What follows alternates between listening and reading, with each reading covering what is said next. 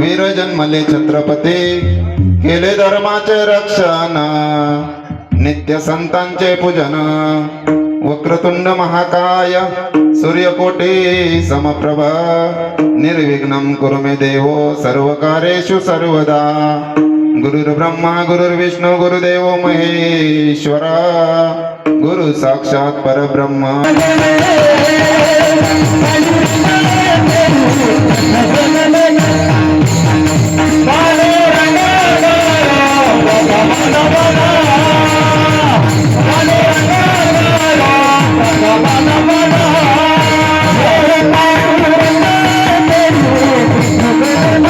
विस्तारू बाबाजी सद्गुरु दास तुका मनोजवं मारुततुल्य वेगं जितेन्द्रियं बुद्धिमतां वरिष्ठं वातात्मजं वानरायुत मुख्यं श्रीरामदूतं शरणं प्रपद्ये अलंकापुरी पुण्यभूमी पवित्र तेथे नांदतो ज्ञानराजा सुपात्र तया ठविता महापुण्य राशी नमस्कार माझा श्री कहे पायावरे यावर करे संताचा यावर करे संताचा यावर करे संताचा करत असताना समर्थ सांगतात एक काळ आला होता या भारत भूमीवरती की हिंदुत्व टिकेल की नाही याची शंका निर्माण झाली आणि खऱ्या अर्थाने यदा यदा ही धर्मस्य ग्लानिर्भवती भारत अभ्युत्थानम धर्मस्य तदात्मानं सृजाम्यम या भगवान श्रीकृष्णांनी सांगितलेल्या त्यांच्या मुखातून आलेल्या या तत्वाप्रमाणे या भूतलावरती माझी जिजाऊंच्या पोटी बाळ जन्माला आले आणि तेच पुढे छत्रपती झाले. मग जन्माला आल्यानंतर या बाळाने असं वेगळं काय केलं की जे आमच्या सर्वांच्या स्मरणीय राहिले आणि त्यांच्यामुळे आज आम्ही एकत्र बसू शकलो. महाराज सांगतात धर्माचं रक्षण नित्य संतांचं पूजन. काम काय आहे? धर्म रक्षणाचं काम. परंतु या ठिकाणी महाराज आपल्याला भक्ती सांगत आहेत. कर्मकांड आपण बाजूला ठेवायचे. धर्म सांगत असताना महाराज धर्माची व्याख्या करतात की तुम्हाला दिलेलं काम, गायनाचार्यांचं काम म्हणजे गायन करणं हा झाला त्यांचा धर्म, शेती करणं हा झाला शेतकऱ्याचा, समाजसेवा करणं हा झाला राजकारण्यांचा धर्म. राजकारण करणं हा राजकारण्यांचा धर्म नाही, समाजकारण करणं, समाजसेवा करणं. त्याच पद्धतीने राजाचा धर्म काय? क्षत्रिय धर्म पाळणं. मग सतत धर्माचं पालन आणि हे धर्माचं पालन करत असताना कुठेही दंभ न होऊ देता संतांचं पूजन म्हणजे दास्यत्व भावाने धर्माचं रक्षण करण्यासाठी भगवंताजवळ जाणं. मग हे सगळं क्षत्रिय धर्म पाळत असताना क्षत्रिय म्हटला, सैनिक म्हटला काय आपल्या समोर लगेच येतं युद्ध आणि युद्धामध्ये एक तर प्राण घेतला जातो अथवा प्राण द्यावा लागतो. बलिदान देण्याची वेळ येते आणि झालंही असंच. अनेक बलिदान द्यावे लागले. मग ही सत्ता मिळवण्यासाठी बलिदान द्यावं लागलं. सत्तेसाठी दिले प्राण, परंतु हे प्राण व्यर्थ गेले नाही. त्या प्राणांच्या जीवावरती खऱ्या अर्थाने हा भगवा जो डौलाने डोलतोय ना हा त्या बलिदानाचं प्रतीक आहे. भगवे लाविले निशान. मग असा जर पुत्र आमच्या पोटी आला तर तो सुद्धा या देशाची, या मातृभूमीची काय करेल? सेवा करेल असं समर्थ या ठिकाणी सांगतात. अभंगाचा सरळ सरळ भावार्थ हा माझ्या बुद्धीला पटल्याप्रमाणे मी या ठिकाणी व्यक्त केला. परंतु तो परिस्थिती नुरूप, समयानुरूप असाच असेल असं नाही. त्या काळात त्याचा अर्थ वेगळा असू शकतो, पण आजची परिस्थिती नुरूप मी असा अर्थ माझ्या बुद्धीला माझ्या गुरुवर्यांनी दिलेल्या आशीर्वादानुसार सांगण्याचा प्रयत्न केला. कीर्तनाला सुरुवात करण्यापूर्वी परिहार देणं तो असा की सालाबाद प्रमाणे ज्यांच्यामुळे हिंदुत्व आज हिंदुस्थानात टिकून आहे त्यांचा जन्मोत्सव ये गाव नवे नवे महाराष्ट्र, नवे नवे भारतभर साजरा केला जातो. असे हे नायगव्हाण छोटस गाव निसर्गाच्या सानिध्यात डोंगराच्या कपारीला वसलेलं, निसर्गाचं खूप अनमोल त्याला रत्न लाभलेले आणि या गावाने अध्यात्माच्या वारशात राहावं आणि आध्यात्मिक कार्य करावे, महाराजांचा वसा आणि वारसा जगवून ठेवावा, त्यासाठी सुरू असलेला हा अट्टहास आणि त्याच्या माध्यमातून आजची ही कीर्तन सेवा. खऱ्या अर्थाने मला या कीर्तनाची सेवा भेटली ती म्हणजे आमचे मित्र नवनाथ भाऊ गाडे. त्यांचा फोन आला आणि त्यांनी सांगितलं की महाराज अशी अशी सेवा तुम्हाला करायची, परंतु ही सेवा करत असताना माझं नाव मात्र कुठे येता कामा नाही असं त्यांनी सांगितलं. परंतु आता आपल्याला मध्यस्थी सांगावं लागतं म्हणून त्यांचं नाव या ठिकाणी आलं. खऱ्या अर्थाने या ठिकाणी उपस्थित जे गुणीजन आहेत, काय त्यांचं नाव घ्यावं, आमच्या सोबत आलेले कैलास महाराज इंगळे. नटहरी कीर्तनात, नटहरी कीर्तनात, नटहरी कीर्तनात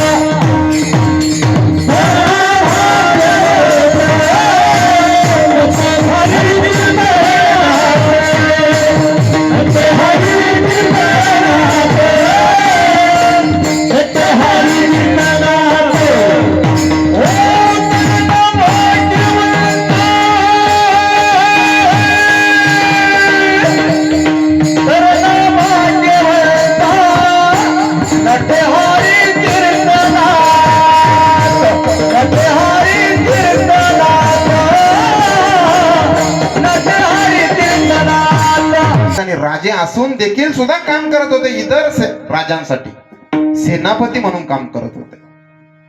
परंतु आपापसातला वैर इतका आपापसातला वैर की एकमेकाची सोयरीक असून सुद्धा लखोजी जाधव आणि शहाजी महाराज यांच्यामध्ये प्रचंड वैर.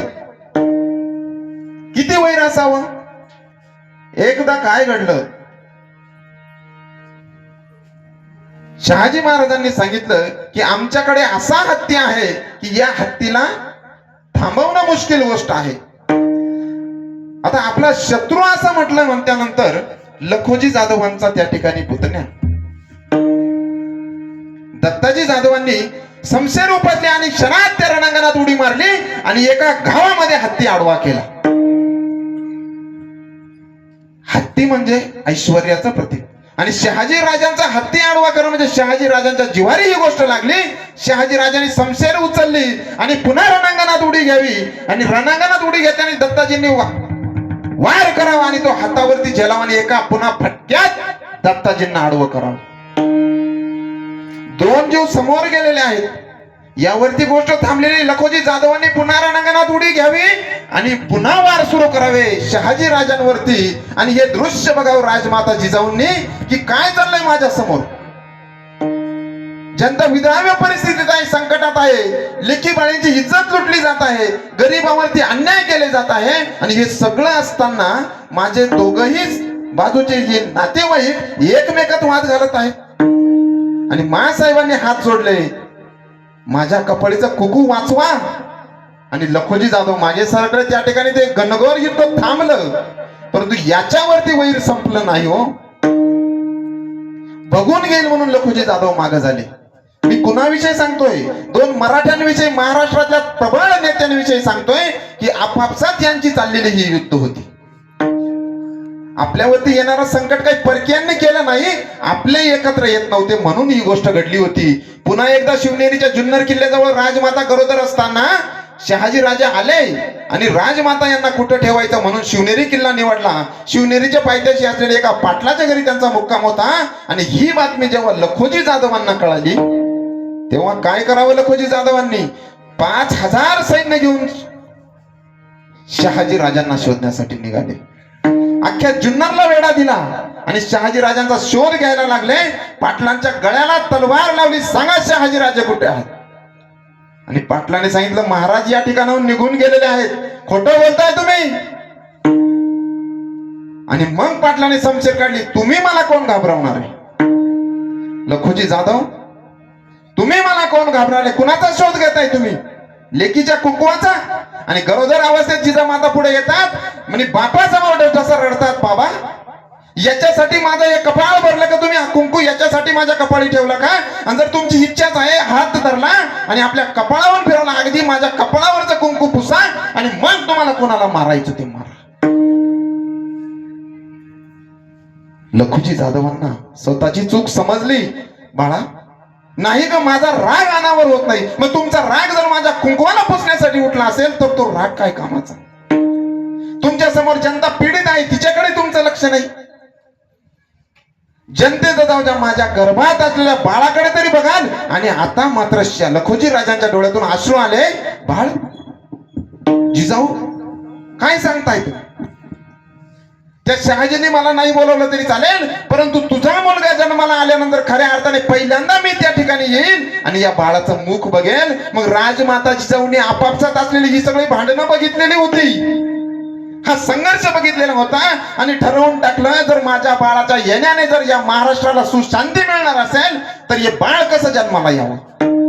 आणि मग सुरू झाला खऱ्या अर्थाने आईचा गर्भसंस्कार. माझ्या बाळाच्या वतीने होणार आहे ना, मी सगळं बघितलेलं आहे. काय बघितलं राजमातांनी, अरे दिवसा डोळ्या मुघलांनी यावं, आमच्या लेकी बाळींना उचलून न्यावं, लेकी बाळींना नेत असतील, गरिबांना लुटत असतील, यात नवल काय, सेनापतीच्या पत्नीला सुद्धा न्यावं, यासारखं धाडस या मुघलांनी करायला सुरुवात केली. आणि ही गोष्ट राजमातांना आवडली नाही. राजमातांनी सुरू केलं त्या ठिकाणी आपल्या गर्भावरती संस्कार करणं. आणि जगाचा इतिहास 2 मातांनी गर्भसंस्कार केला. पहिली माता म्हणजे सुभद्रा. परंतु सुभद्रा त्या ठिकाणी आपला गर्भसंस्कार करताना अर्ध्यात झोपी गेली म्हणून आपल्या बाळाला प्राणास मुकावं लागलं. परंतु राजमाता त्या ठिकाणी त्यांना इतिहास माहित होता, कारण इतिहास विसरणारी माणसं इतिहास घडवू शकत नाही. यामुळेच राजमातांनी संपूर्ण संस्कार आपल्या बाळावरती केला. आणि त्या घनदाट अंधाऱ्या काळोखात 18 फेब्रुवारीच्या रात्रीचं जर वर्णन करायचं झालं तर त्या ठिकाणी हवेने सुद्धा थांबावं. पशु पक्षी वनस्पती यांना सुद्धा वाटावं की आपल्यावरती सुतूक पडलेला आहे. लेकी बाळी तर सुरक्षित नव्हत्याच, परंतु अंगणात बांधलेली गाय सुद्धा सुरक्षित नव्हती. त्या गायीला वाटायचं की कधी माझ्यावरती हल्ला होईल आणि कधी हे मुघल येऊन मला कापतील. मग जगामध्ये कुणीच सुरक्षित नसताना खऱ्या अर्थानं निसर्ग तरी कसा सुरक्षित राहणार, कसा आनंदित राहणार, हा निसर्गाला सुद्धा सुतूक पडावं. परंतु काय कोणास ठाऊक 18 फेब्रुवारीची ती रात्र संपली आणि 19 फेब्रुवारीची रात्र सुरू व्हावी.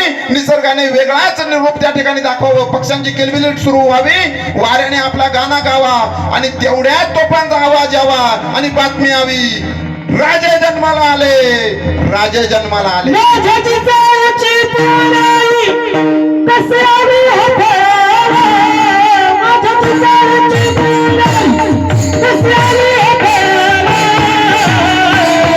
हे भाता दादा पे रामची बाबा, हे भाता दादा पे रामची बाबा.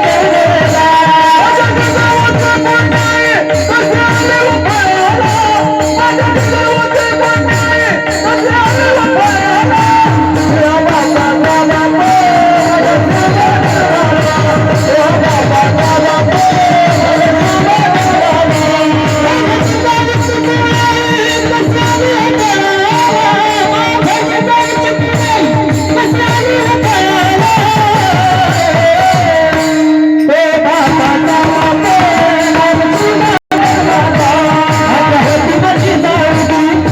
हे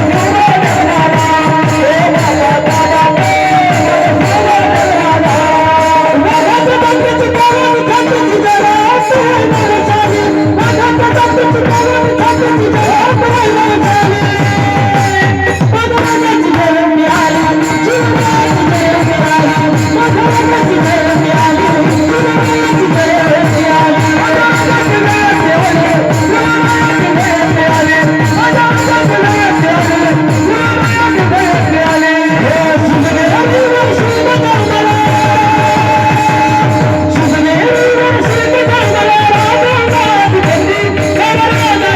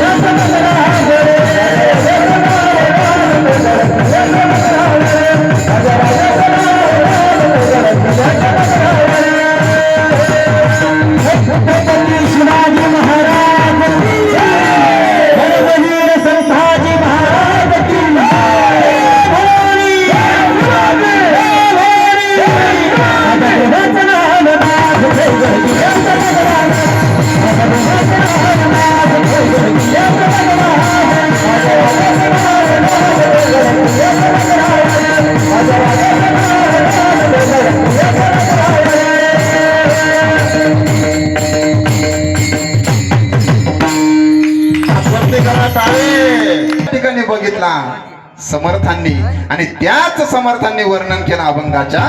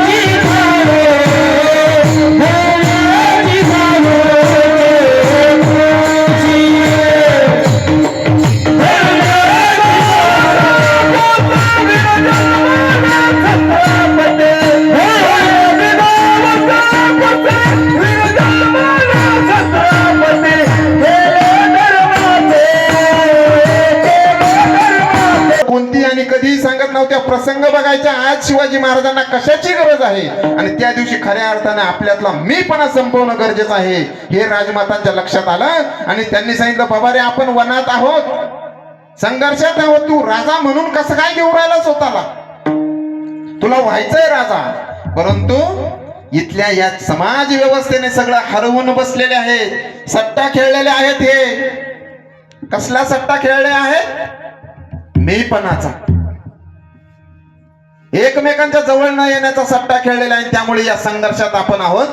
आई मासाहेब, हा कसला का सट्टा, हा कसला का संघर्ष? अरे बाबा, हा कसला संघर्ष? हा तो संघर्ष जेव्हा पांडवांना वनाची व्यवस्था करण्यात आली, अज्ञातवासात जावं लागलं, संघर्ष सहन करावा लागला, हा तोच संघर्ष. आणि ज्या पद्धतीने भगवान श्रीकृष्णाने यावं आणि यांच्या वनाती ती मध्यस्थी करावी कौरवांसोबत, आणि ते कमी करावं, मग काय होतं का आई? ते आई साहेब काय मध्यस्थी केली भगवंताने? आणि मग राजमाता त्या ठिकाणी सांगतात, वर्षो वन में घूम घूम बाधा विघ्नो को चूम चूम सब धूप घाम पानी पत्थर, पांडव आए कुछ और निकर सौभाग्य न सब दिन सोता है, देखे आगे क्या होता है. राजमाता सांगायला लागले, बाबा पांडवांना वनवास झाला, परंतु या वनात ते शांत बसले नाही, संघर्ष सुरू केला, शास्त्र आणि शस्त्रास्त्र चालवण्यात पारंगत झाले. नशीब कोणाचंही बसून राहत नसतं, ते बदलत असतं, आणि तेच नशीब तुला सुद्धा बदलवायचं आहे. मग कसं बदललं आई यांचं नशीब? बोलावलं म्हणे त्यांनी भगवान श्रीकृष्णाला. भगवंताला बोलवलं, देवा आमचा अज्ञातवास संपलेला आहे, आता आमचं अर्ध राज्य आम्हाला परत मिळवून दे. आणि भगवंताकडे धर्मराजा मागणी करतात, देवा आमचं अर्ध राज्य मिळवून देत असताना एक गोष्ट मात्र कर, ती म्हणजे युद्ध न करता आमचं अर्ध राज्य आम्हाला मिळवून दे. आता मला सांगा, राज्य कुणाकडून मिळवून द्यायचं होतं? दुर्योधनाकडून. तो असाच देणार होता का? आणि असं जर त्याने दिलं असतं तर द्रौपदीने घेतलेली शपथ त्या ठिकाणी मोडीत निघली असती, यांचा संहार केल्याशिवाय मी थांबणार नाही, आणि तेव्हाच माझ्या विणीची गाठ बांधेल, ही त्याची शपथ होती. आणि द्रौपदीने भगवंताला बोलावलं, देवा विसरलास का तू माझ्यावरती झालेले अन्याय? भर सभेत माझं वस्त्रहरण केलं होतं, त्याच्याकडून तू शांततेच्या मार्गाने घेणार राज्य? देवाने सांगितलं, विश्वास असू द्या, माझ्यावरती विश्वास असू द्या. आणि भगवंत निघाले, मैत्री की राह बताने को, सबको सुमार्ग पर लाने को, दुर्योधन को समझाने को, भीषण विध्वंस बचाने को भगवान हस्तिनापुर आए, पांडव का संदेश आलाय. आता इतकं सुंदर कथानक त्या ठिकाणी भगवंत आपल्या छत्रपतींना ऐकायला भेटत होतं. आता त्यांना राहून, आई मासाहेब काय झालं हो पुढे, आणि काय व्हायचंय पुढे?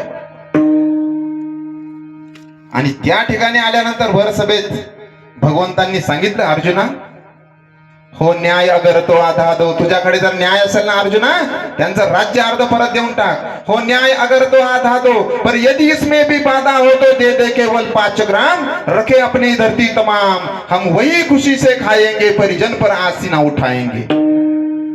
दुर्योधना, तुझ्याकडे न्याय असेल तर त्यांचं अर्ध राज्य परत देऊन टाक, आणि तुला त्यातही शंका असेल तर 5 गावं दे, 5. त्या 5 गावांची शिव ओलांडून सुद्धा बाहेर जाणार नाही आणि कुणावरती आज सुद्धा येऊन देणार नाही. दुर्योधन, आई मासाहेब काय झालं हो पुढे, दिलं का दुर्योधनाने? आणि मग राजमाता काय सांगतात, दुर्योधन व भी दे न सका, देऊ शकला नाही महाराज तो.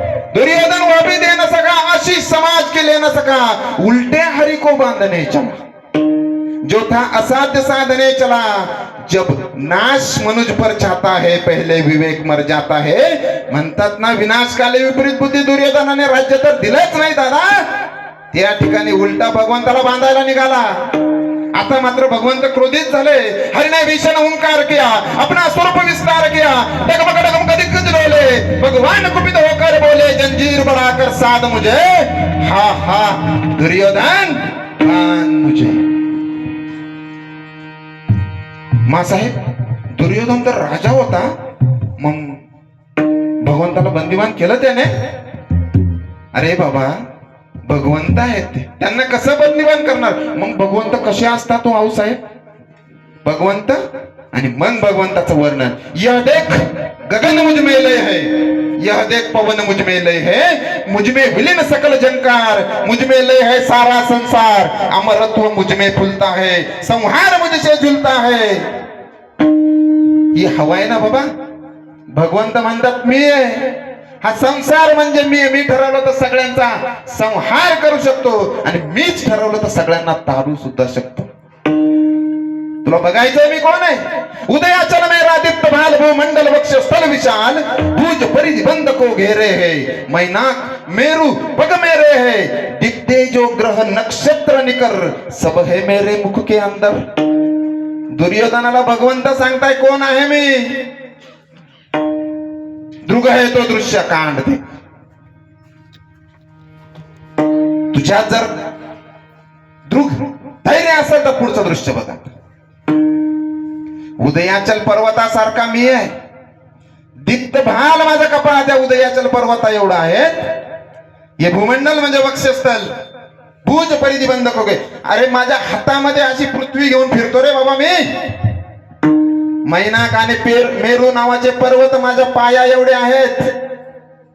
दिप्ते जो ग्रह नक्षत्र निकर, तुला आकाशाचे दिसताय ना सर्वांना, हे माझ्या मुखात आहे. म्हणजे माझं मुख केवढं असेल.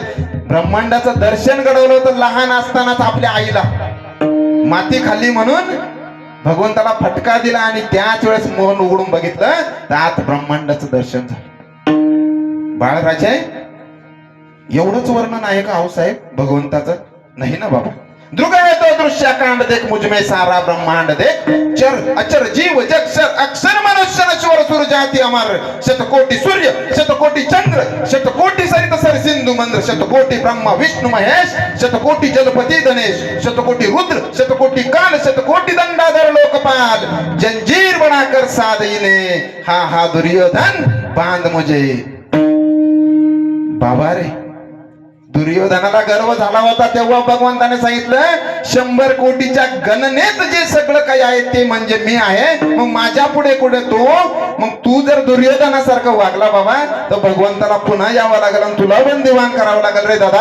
तुला या समाजासाठी जगायचंय, तुला या भारत मातेसाठी जगायचंय. भारत मातेचं कुकू पुसलं जात आहे, लेकीबाळी वाटवला जात आहे. मला जे दृश्य समोर दिसलं ते भविष्यात असू नये यासाठी तुझ्यावरती हा संस्कार घडवला जात आहे. मग यात जर तुझ्यात मी पण आला तर हे राज्य कसं व्हावं, हे स्वराज्य कसं निर्माण व्हावं हा प्रश्न माझ्या मनात आला. डोळ्यातून अश्रूंच्या धारा आल्या. आणि मग बाळराजे बोलले, मासाहेब तुमच्या स्वप्नातलं स्वराज्य खरं करणार. आणि तेव्हापासून कामाला लागले आणि सर्व रयतेला एकत्र जुळवणं आणि बालकांना एकत्र करणं आणि त्यांच्या सोबत मैत्री करणं. अरे मी पण संपला. खऱ्या अर्थाने स्वराज्याची मुहूर्तमेढ रवण्यासाठी त्या ठिकाणी मंदिरात जाऊन शपथ घेण्यात आली. शपथ झाली, परंतु राजमाता यांना माहित होतं बालक आहे, मनात पुन्हा परिवर्तन होईल. आता संतांच्या सानिध्यात देणं गरजेचं आहे. मग त्या काळचे महान संत जगद्गुरु तुकोबाराय यांच्या सानिध्यात तुकोबारायांना ठेवण्यात आलं. जेव्हा केव्हा जुन्नरच्या पायथ्याशी कीर्तन असायचं, महाराज त्या ठिकाणी कीर्तन बघण्यासाठी जायचे आणि महाराजांनी कीर्तन ऐकावं. एक दिवस कीर्तनाला गेले. जगद्गुरु तुकोबारायांचं कीर्तन म्हणजे दगडाला सुद्धा पाजर फुटावा, त्याने सुद्धा ते ऐकावं. तर जिवंत हाडामासाची माणसं काय केलं नाही की ज्या माणसाला यमाने घाबरून पडावं, त्या माणसाची ताकद केवढी हो. तुकाराम तुकाराम नाम घेता कापे. आणि बाल शिवाजी असे समोर बसलेले या बालकांसाठीच कीर्तनात अतिशय दंग होऊन जाणार आहे. मग जे बालक कीर्तनात दंग होतात, महाराजांच्या शब्दानं शब्दाचा परिणाम त्यांच्यावरती होतो. आणि त्या दिवशी जगद्गुरु तुकोबारायांचा कीर्तनाचा विषय होता मोक्ष योग. मोक्ष प्राप्ती करायची बाबांनो. पुनरुपी जनन पुनरुपी मरण पुनरुपी जननी जठरे शयन इह संसारे बहुदुस्तरे कृपया पारे पाहि मुरारी भज गोविंदम गोविंदम भज मूढमते. जगद्गुरूंचं गायन सुरू झालं. बाल शिवाजी त्याच्यात अडकून गेले. अरे आपल्याला जन्माला यायचं आणि मृत्यू ठरलेला आहे. जन्म मृत्यूच्या या फेऱ्यामधून जर आपल्याला वाचवायचं असेल तर खऱ्या अर्थाने भगवंताच्या नामस्मरणात जावं आणि मोक्षाची प्राप्ती करून घ्यावी. आणि मोक्ष जर मिळाला तर मग काय पाहिजे आपल्याला. आणि या बालमनावरती तोच परिणाम घडला. दुसऱ्या दिवशी शस्त्र टाकून दिले आणि भगवे वस्त्र परिधान केले आणि भगवंताचं नाव सुरू झालं. राजमाता होत्या त्या, त्यांच्या पुन्हा गोष्ट लक्षात आली. अरे काय घडलंय. तलवार हातात घेऊन चालवायची तर यांनी काय हा नवीन पराक्रम चालू केला. भगवे वस्त्र धारण केली आणि राजमातांच्या लगेच लक्षात आलं. त्यांनी कुठे बाहेर जाऊन पाहिलं नाही बरं का. सुकून वगैरे तर मुळीच पाहिलं नाही. वैज्ञानिक दृष्टिकोन होता. ज्ञानेश्वरांची ज्ञानेश्वरी त्यांना अचूक माठ होती. मग ज्ञानेश्वर महाराज नेहमी सांगतात, तया उदकाचे नि आवेशे प्रगटले तेज जे लखलखीत दिसे तये विजू माझे असे सलिल काही. पाण्याच्या आवेशाने जर विद्युत निर्माण होत असेल, आपण एवढाच भाव घेणार आहोत. त्या विजेत पाणी शोधायचं नाही आपल्याला, परंतु पाण्याच्या आवेशाने वीज निर्माण होती हे आपल्याला कळलं का हो? एडिसन येईपर्यंत. मग आपण फक्त ग्रंथ ठेवले आणि डोक्यावर घेऊन नाचलो. त्या पलीकडे पण राजमाता त्यातल्या नव्हत्या. नाही 100% कुठेतरी मेक आहे. पुन्हा तुकोबारायांना बोलवलं, महाराज तुमच्या कीर्तनाचा परिणाम झाला. काय कीर्तन केलं. महाराजांनी सांगितलं. महाराजांच्या क्षणात लक्षात आलं. आणि दुसऱ्या दिवशी कीर्तनाचा विषय होता कर्म संन्यास योग. भवानो ममे वंश जीव लोके जीवभूत सनातना. तुमच्या प्रत्येकाच्या हृदयात भगवंत आहे. मग तुमच्या हृदयात भगवंत असेल आणि दुसऱ्याच्या हृदयातही भगवंत असेल आणि त्याच्यावरती अन्याय अत्याचार होत असतील तर तुझ्यातला भगवंत त्याच्यातल्या भगवंतावरती होणारे अत्याचार बघून नाराज झाला पाहिजे आणि त्याला न्याय मिळवून देण्यासाठी कार्य केलं पाहिजे. ते कार्य धर्माचं आहे. मग तुम्ही ते शिकलं पाहिजे. आता मात्र शिवाजी महाराजांच्या मनात द्विधा मनस्थिती निर्माण झाली. गुरु महाराज काल सांगताय मोक्ष प्राप्ती करून घ्या, आज सांगताय कर्म करा. मग जगद्गुरु सांगतात कर्मण्यवाधिकार असते माफलेषु कदाचन. काम करावं लागेल बाबांनो. म्हणजे मग मोक्ष प्राप्तीचं काय. मोक्ष प्राप्ती अगदी सोपी आहे म्हणे. ज्या पद्धतीने आकाशातून पाऊस पडावा, पावसाचं पाणी जमिनीवरून वाहून नदीला मिळावं, नदीतून ते समुद्राला जावं, त्याची पुन्हा वाफ व्हावी, त्याची जीवन मार्गक्रमणा पूर्ण व्हावी, तो मोक्ष प्राप्तीत जावा. म्हणे मग मी तर तेच करतोय, भगवंताच्या नामस्मरणात जाण्याचा प्रयत्न करतोय ना. नाही म्हणे. अखंड पाणी त्या ठिकाणी नदीला मिळत नाही. नदीचं पाणी समुद्राला जात नाही राजे. भूतलावरती पडलेलं काही पाणी या ठिकाणी वनस्पतींना जीवदान देतं, प्राणी मात्रांना जीवदान देतं, त्यांना फुलवतं खिलवतं. आणि खऱ्या अर्थाने त्यांनी त्या पाण्याचा वापर केला की त्या पाण्याला मोक्षाची प्राप्ती होते. बाबा महाराज तुम्हाला सुद्धा या जनतेचं रक्षण करून त्या ठिकाणी मोक्षाची प्राप्ती मिळणार आहे. मग तुम्ही काय केलं पाहिजे. तुमचा क्षत्रिय धर्म पाळला पाहिजे आणि खऱ्या अर्थाने या ठिकाणी समाजाची सेवा केली पाहिजे. हे तुमचे खऱ्या अर्थाने कार्य आहे. Oh,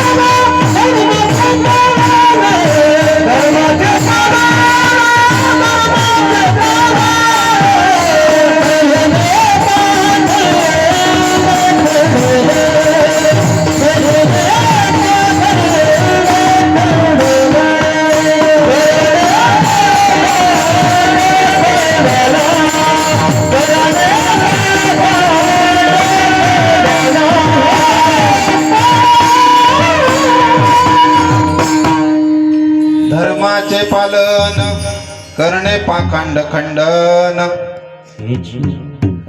धर्माचे पालन आणि पाखंडांचं खंडन हे काम जगद्गुरु तुकोबाराय बाल शिवाजीला सांगतात. मग बाल शिवाजी आता प्रश्न विचारल्याशिवाय राहील का हो? लगेच प्रश्न, महाराज मग आमचं हे काम आहे तुमचं काय? मग महाराज सांगतात, हेची आम्हा करणे काम बीज वाढवावे नाम. आमचं काम नामाचं बीज वाढव नाही, परंतु पाखंडांचं खंडन करणं कुणाचं काम आहे महाराज? तुमचं आहे. आणि त्याशिवाय या भारत मातेला पुन्हा अन्यथा जर मिळाली तर खऱ्या अर्थाने आपण याच प्रजेला न्याय देऊ शकतो. आणि ठरलं, मराठ्यांचा पहिला राजा छत्रपती होणार होता. म्हणून राज्याभिषेकाचा कार्यक्रम ठरला रायगडावरती. आता रायगड किल्ला जर बघितला, आजही आपल्याला 4-4 तास पण चाई चढण्यासाठी लागतात. आता पहिला राज्याभिषेक, मराठ्यांचा पहिला राजा, 400 वर्षानंतर हिंदुत्ववाद त्या ठिकाणी पुढे येणार होता, हिंदू राजा निर्माण होणार होता, गादीवर बसणार होता. मोठा राज्याभिषेक करायचा ठरला आणि अचूक त्या ठिकाणी महसूल मंत्र्यांनी सांगितलं की जवळजवळ 1 लाख होन खर्च येऊ शकतो. महासाहेबांनी सांगितलं 1 लाख येऊ द्या, परंतु जर आपलं हे वैभव इतरांनी बघितलं, खऱ्या अर्थाने पुन्हा आपल्यावरती आक्रमण करण्याची गोष्ट करणार नाही. आणि ठरलं, इतर आजूबाजूच्या सगळे राजे रजवाड्यांना आमंत्रण देण्यात आली. त्याच वेळेस भारतामध्ये अनेक व्यापारी सुद्धा आलेले होते, त्यामध्ये इंग्रज होते, डच होते, पोर्तुगीज होते, यांना सुद्धा आमंत्रण देण्यात आलेली होती. 6 जूनचा दिवस ठरला राज्याभिषेकाचा. राज्याभिषेकाचा हा दिवस ठरल्यानंतर त्याच्या 4-5 दिवस अगोदरच राजे रजवाडे त्या ठिकाणी रायगडाकडे येऊ लागले. रायगडाच्या पायथ्याशी त्या ठिकाणी पालख्या पडायला लागल्या, राजांच्या व्यवस्था झाल्या आणि यामध्येच ब्रिटिश व्यापारी सुद्धा त्या ठिकाणी होते. 6 जूनचा दिवस उजाडला. सर्वांची वरती जाण्यासाठी लगबग सुरू झाली. सर्व राजे त्या ठिकाणी पालखीत बसून चाललेले होते, परंतु ब्रिटिश नवीनच भारतात आलेले होते, त्या ठिकाणी पालखीची व्यवस्था नव्हती. व्यापारी सनदा मिळवण्यासाठी आलेले हे ब्रिटिश त्या ठिकाणी पायी निघाले. 6 जून म्हणजे महाराष्ट्रात नेमकाच पावसाळा सुरू होणार आणि रायगडावरती पावसाची झिपरिप सुरू झालेली होती आणि संपूर्ण रस्ता ओला चिंब. आता मला सांगा, या ब्रिटिशांना त्या रायगडावरती चढणं तितकं सोपं होतं का हो? अजिबात नाही. त्यांची देह यष्टी जरी आपण बघितली तर मुलायम शरीराचे आणि पावसाळ्यात ओल्या पायाने वरती चपला घालून जाणं तर मुळीच शक्य नाही. आता रस्ता थोडा चांगला आहे, तितक्या काळी इतका ओबड धोबड रस्ता, रस्त्याने व्यवस्थित एका माणसाला चालता येणार नाही असा छोटा अरुंद रस्ता, त्या रस्त्याने या ब्रिटिशांना जायचं होतं. परंतु मनात ठाम निर्धार, आपल्याला जायचं आणि हे कोण महाराज आहे, यांच्याकडून व्यापारी सनदा मिळवायच्या, कारण यांना एक गुण आलेला होता त्यांच्याकडून. सकाळी 6 वाजता पादाक्रांत करायला निघाले हे ब्रिटिश. 6, 7, 8, 9, 10 वाजेच्या दरम्यान रायगडाच्या मध्यवर्ती पोहोचले आणि आता मात्र त्यांच्या मनामध्ये, त्यांच्या मुखामध्ये महाराजांविषयी अपशब्द यायला लागले. अरे काय हा मराठ्यांचा राजा, काय गरज होती या रायगडावरती राज्याभिषेक घेण्याची? पठारावरती इतकी जागा असताना तिकडे राज्याभिषेक घ्यायचा सोडून या रायगडावरती घेण्याची गरज काय? परंतु मनात एकच प्रश्न, आपण जर गेलो नाही तर व्यापारी संधा मिळणार नाही, जावंच लागणार. अनुवानी पायाने तिडून पुढे चालायला सुरुवात केली. चालता चालता 10 वाजले, 11 वाजले, 11:30, 12 वाजेच्या दरम्यान नजरेच्या अंतरावरती रायगड दिसायला लागला. समोर जे काही दृश्य होतं, ढोल नगाडे वाजत होते, शिवाजी महाराजांची मिरवणूक सुरू होती. मिरवणूक सुरू असताना सर्व नाचत होते, सर्व महिला आपल्या डोक्यावरती कलश घेऊन फिरत होत्या. मिरवणूक सुरू होती आणि अचानक या ब्रिटिशांना समोर एक वेगळं दृश्य दिसलं, जे मन हेलावून टाकणार होतं. ते दृश्य होतं, आणि ज्या रायगडावरती पायी व्यवस्थित चढता येत नव्हतं, त्या रायगडावरती महाराजांची मिरवणूक चालली होती एका हत्तीच्या अंबारीतून. आता मात्र ब्रिटिशांना चक्कर यायला, काय नवल म्हणावं. शाहिस्ते खानाने अगोदर सांगितलं होतं यांच्याकडे जादूटोना आहे म्हणे, येतात मारतात गायब होऊन जातात. मग अशातला तर काही प्रकार नसावा. आम्हाला पायी चढता आलं नाही, इतका मोठा हत्ती रायगडावरती आणला कसा? आता प्रश्न मनात विसरले का? अजिबात विसरले नाही. आणि रायगडाचा सोहळा त्या ठिकाणी सुरू झाला. काय दैदिप्यमान सोहळा, नजरेची पार न फेडावी असा हा सोहळा. आणि या रायगडाचा सोहळा पूर्ण झाल्यानंतर जेव्हा महाराज त्या ठिकाणी निघाले आणि मग महाराजांच्या डोळ्यातून मात्र अश्रूच्या धारा सुरू झाल्या आणि राजमाताने सांगितलं, नाही आता तुम्हाला रडण्याचा अधिकार नाही, आता हे अश्रू ढाळण्याचा अधिकार तुम्हाला नाही. कालपर्यंत तुम्ही एक सेनानी होते, आज राजे झाले, राजाला दुःख व्यक्त करण्याचा अधिकार नाही आणि आनंदात वाहून जाण्याचा अधिकार नाही. ही धुरा तुमच्या खांद्यावरती आहे. महाराजांनी कंठात आलेला औंढा गिळला, डोळ्याचे अश्रू पुसले आणि ताट मानेने पुढे सरळ निघाले आणि सिंहासनावरती विराजमान झाले.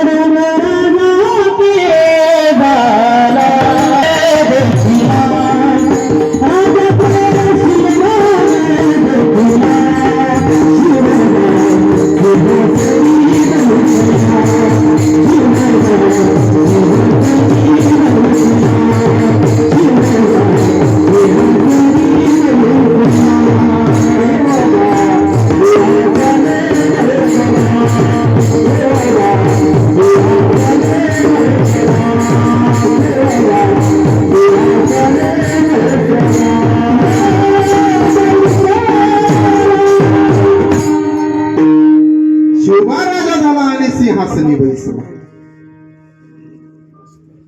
खऱ्या अर्थाने या महाराष्ट्राला, या भूमीला छत्र मिळालं. महाराजांचा हा राज्याभिषेक पूर्ण झाला आणि पुढची व्यवस्था महाप्रसादाची. आपल्यातले सगळेच कीर्तन ऐकायला आलेले असतीलच 100%. माझ्यासारखा एखादा जेवणासाठी सुद्धा आलेला असतो आणि ते वाटच बघत होते. ब्रिटिशही त्यातलेच. त्यांना महाराज काही राजे झाले म्हणून आनंद होता काय? कारण एकच महाराज होते की त्यांनी एक सळो केबळ करून सोडले होते, बाकीच्यांना तर त्यांनी जमूनही दिलं नव्हतं हो. परंतु मनात तोच प्रश्न, पायी चढताना येणाऱ्या रायगडावरती हत्ती आणला कसा? आणि जेवायला बसले महाराज, त्या पंक्तीत चालत असताना महाराजांना तिथेच प्रश्न, महाराज मनात एक प्रश्न आला हो, विचारू का? विचारा ना, विचारा विचारा, प्रश्न विचारा. आता महाराज त्यांनी लगेच ओळखलं, बाबांनो तुमच्या मनात काहीतरी शंकाच असणार, समाधानच करतो म्हणे. काय झालं महाराज? प्रश्न छोटासा आहे म्हणे, पण उत्तर आम्हाला काही उलगे ना. ज्या रायगडावरती पायी व्यवस्थित चालता येत नव्हतं, त्या रायगडावरती हा इतका मोठा हत्ती आणला कसा? आणि मग महाराजांनी जे उत्तर दिलं ना दादांनो, आपल्या जीवनात ते खऱ्या अर्थानं गरजेचं आहे. महाराज सांगतात 1660 ला जेव्हा रायरी काय करत असताना संतांचं पूजन करत होते, म्हणून खऱ्या अर्थाने सगळे त्यांना काय म्हणायला लागले? राजे. काय म्हणायला लागले? राजे म्हणतो ना आपण सुद्धा आता तालुक्यातल्या एका माणसाला राजे म्हणतो. कोणाला? संभाजीराजे. मग त्यांना नुसतंच राजे म्हणून चालेल का हो? मग असंच राजे नाव दिलं का? पैसे वाटले त्यांनी, मला राजे म्हणा, काम. आणि खऱ्या अर्थाने त्यांचा पोरगा कीर्तनात येऊन बसावं म्हणजे संतांच्या सानिध्यात राहणं म्हणजे खऱ्या अर्थानं राजे नावाला तुम्ही शोधलेले आहे. खऱ्या अर्थानं थोडं सांगणार आहे मी. आदरणीय आपल्या तालुक्याचे माजी आमदार मारुतीरावजी पवार यांना मी गुरु मानतो. याचं कारण असं, मी शिक्षक असून देखील माझं वाचन खूप कमी होतं. आणि जेव्हा मी माजी आमदार मारुतीरावजी पवार साहेब दादांना भेटलो, दादांनी माझ्यातला काय गुण ओळखला मला माहित नाही. सांगितलं, मंगेश बाबा रे तुला वाचन करावं लागेल. आणि मी सहज सांगितलं, हो करतो मी वाचन. आणि खऱ्या अर्थानं चौकस बुद्धिमत्ता कशी असते, पहिल्यांदा मला काहीच म्हटले नाही, दुसऱ्यांदा माझ्याकडे एक पुस्तकच दिलं. मी घेतलं पुस्तक, गेलो घरी. परंतु आमच्या चुलत्यांना माहित होतं आमदार साहेबांचा स्वभाव कसा आहे. बाबा रे तुला पुस्तक दिलं, वाचावं लागेल म्हणे. म्हटलं का? यातले प्रश्न येऊ शकतात म्हणे तुला. म्हटलं असं कुठं झालं का? आमदार माणूस माझ्यासाठी कुठं वेळ देणार आहे ते? आणि मी ते तसंच पुस्तक परत नेऊन दिलं आणि ठरल्याप्रमाणे तेच घरलं. त्यांनी बसवलं, चहा द्या, पाणी द्या, सगळ्या गोष्टी झाल्या. आणि मंगेश बाबा काय वाचलं रे म्हणे यात? म्हटलं सगळं पुस्तक वाचलं. मग सांग एखादं तुला जे आवडलं ते. आता काय तुला सांगितल्या? आणि पहिल्या चुकीत सापडलो, परंतु त्यानंतर गोष्ट लक्षात घेतली की नाही, यांच्या पुढे खोटं बोलून चालणार नाही. आणि वाचनाला सुरुवात केली. वाचनाचा इतका व्यासंग लागला की त्या वाचनातून संतांच्या सानिध्यात आला आणि आज कीर्तनकार झालो. विठ्ठल मंगेश कीर्तनकार झालाच बाबा रे. खूप मोठी धुरा खांद्यावर घेतली, जबाबदारीनं वागायला शिक. आणि त्या जबाबदारीने खऱ्या अर्थाने माझ्यावरती पुन्हा एक जबाबदारी येऊन पडली की निष्कलंक जर चरित्र ठेवायचं असेल तर मला हा आदेश गुरुचा पाळावा लागेल आणि सगळ्यांनीच तो निष्कलंक छत्रपतींकडून शिकावा की आयुष्य निष्कलंक, आयुष्य निष्कलंक. आणि माणसं कशी तयार केली? देणारी माणसं तयार केली. काय? बलिदान, जीव दिला. नाहीतर आपण 3 चांगले सत्पुरुष होते हो, चांगले सत्पुरुष. आणि रस्त्याने चालताना त्यांना एक सोन्याचा भरलेला हंडा सापडला. आता सत्पुरुष असल्यामुळे मनात लगेच निर्माण झाला प्रश्न, वाटून घ्यायचंय म्हणे. पण सत्पुरुष असल्यामुळे यातला एक वाटा ज्याच्यामुळे आपल्याला हे भेटलं त्याला द्यावा लागेल. म्हणे कोण तो? अरे बाबा न भगवंत ना म्हणे, देवामुळे आपल्याला हा अंडा भेटला, देऊ ना म्हणे. माझ्याकडे एक आयडिया आहे, अक्कल आहे, शक्कल आहे म्हणे. मी सांगतो काय करू. या ठिकाणी छोटस वर्तुळ आखू आणि हा सोन्याने भरलेला हांडा वरती फेकू. वरतून खाली पडल्यानंतर या छोट्या वर्तुळात जेवढं सोनं पडल ते देवाला, बाकीचं आपल्याला. देण्यावरून सांगतोय बरं का मी, महाराजांनी कशी माणसं निर्माण केली ना आपण कशी आहोत.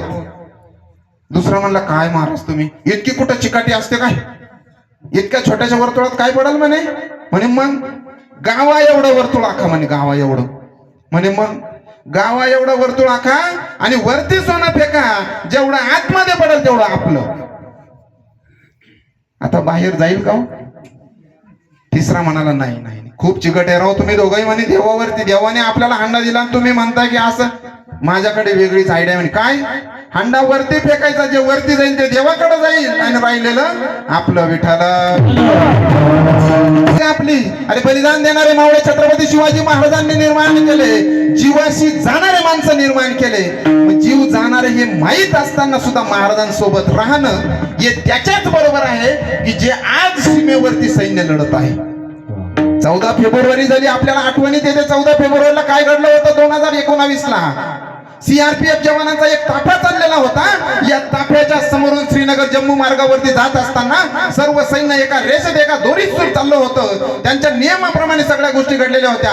ताफा निसटत जात नव्हता, त्यात हाडामासाची आमची सैनिक बसलेलं होतं. आणि हे सैनिक म्हणजे त्यांनाही मन होतं, मनात विचार चाललेले होते आपल्याला एका सीमेवरती जाऊन त्या ठिकाणी आपलं कर्तव्य बजावायचं होतं. परंतु गाडीत बसलेले असताना काहींच्या हातात फोन होता, घरच्या आपल्या आई सोबत ते फोनवरती बोलत असावे कदाचित, काहींच्या हातात फोन होता आपल्या होणाऱ्या पत्नी सोबत बोलत असावे कदाचित, काहींच्या हातात फोन होता आपल्या होणाऱ्या बाळाच्या संदर्भात चर्चा करत होते आईशी, आपल्या बायकोशी, आपल्या कुटुंबाशी, आपल्या पाहुणेरावळ्यांची चौकशी करत होते.